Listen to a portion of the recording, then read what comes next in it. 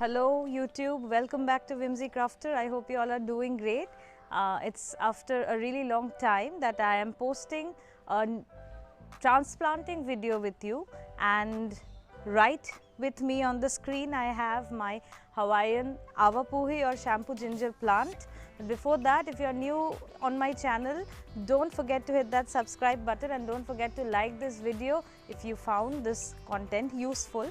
A little backdrop is the fact that last year around October, while pandal hopping during Durga Puja, I found a roadside vendor selling a few a few tubers of Hawaiian Awapuhi plant. Hawaiian Awapuhi plant is what we know as shampoo ginger plant, and it's a typical type of plant native to Hawaii and Polynesia, which is used to extract natural shampoo. I'll link that video up in the I button where I had planted or potted those tubers that I bought, and eventually they outgrew the pot and I had to repot them in this particular container that I have on the screen. Okay, this is a rather flat looking pot and I had transplanted that off camera about say 6 months back, and you can see how much the plant has grown ever since.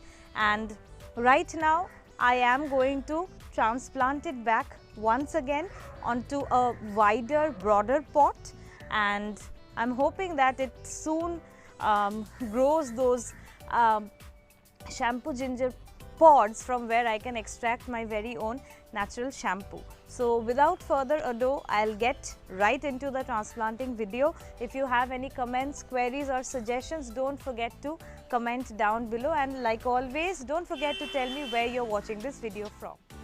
So to begin with the transplanting, I will first get rid of this Oxalis plant. I'll just remove it from this pot and shift it in some other pot. And because of this massive growth of rhizomes from the shampoo ginger plant, the soil has become very loose and porous. So I will slowly prise the soil up like this using this V-mouthed spade, and just look at the root growth. This root growth has been the product of a year of growing them in this container, and I never expected that this growth will be so good. I was not sure whether this plant would do well in Kolkata's atmosphere, so I'm really thrilled to see this outcome. So I'll slowly prise the soil around the roots loose like this, not giving the roots too much of a shock. And you can see the healthy rhizomes on the plant, and the root growth is phenomenal. I had just used vermicompost and soil for potting these rhizomes at the first place, and so this is a proof that you do not need a lot of things for proper gardening. So I have prepared this rectangular pot and have lined the base with gravel sand, and now I will fill up the pot with the soil that the plants were originally growing in, and I'll fill the pot halfway through like this. And once I'm done, I'll place the plant right in the center of the pot, okay, giving it enough space to let it expand more and grow its rhizomes more. So once that is done, I will set the plant with the remaining soil from its previous pot, just like so. And once I run out of the soil from the previous container, I am going to add fresh soil. And this fresh soil, mind you, should include some organic content, okay, the food that will help the plant to grow further. So I have mixed a little bit of bone dust and hornmeal along with vermicompost with the soil that I am using.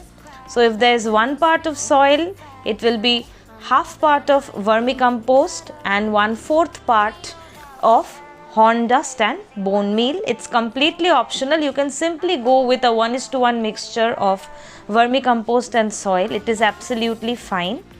The idea is to keep the pot well draining, because if the soil gets waterlogged, then the rhizomes will rot and the plant will eventually die. So you have to make sure of the drainage. You have to ensure that the drainage is proper in the pot. And once you are done with the transplanting, water the pot thoroughly. I always use a watering can to not disturb the topsoil inside the container. So I will water this thoroughly, and this is around a 16-inch long pot, so it requires a considerable amount of water. So let me tell you a few care tips. You have to keep the plant in bright indirect sunlight or bright shade, and you need to ensure that the soil remains moist all the year round. It grows the best in monsoon, and the life cycle of the plant is as such that it will shed its leaves around winter and then come back again in spring. I have kept the plant in my orchid corner right underneath the canopy of my mango trees, and they grow quite well here. And I am going to show you another update where you will see how well the plant has grown ever since I transplanted this. I transplanted this in around say August end, and now I am uploading the video in November, and the plant has grown quite a lot, and I'm really happy with the outcome. I just hope that once spring is around, the plant shoots up some shampoo ginger pods. So I'm really excited, and this is a plant very dear to me. Tell me in the comments below whether you have experience in growing these plants. If you have them with you already, how do you take care of them? How do you use the sap that comes out of the plants? And I'm really excited to see the outcome. I want you people to be here with me on this journey. So stay tuned to my channel. Do like this video if you found this useful and informative. Don't forget to subscribe to Whimsy Crafter, and tell me in the comments below, as always, where you're watching this video from and what other videos you would like to see on my channel. Take care and happy gardening.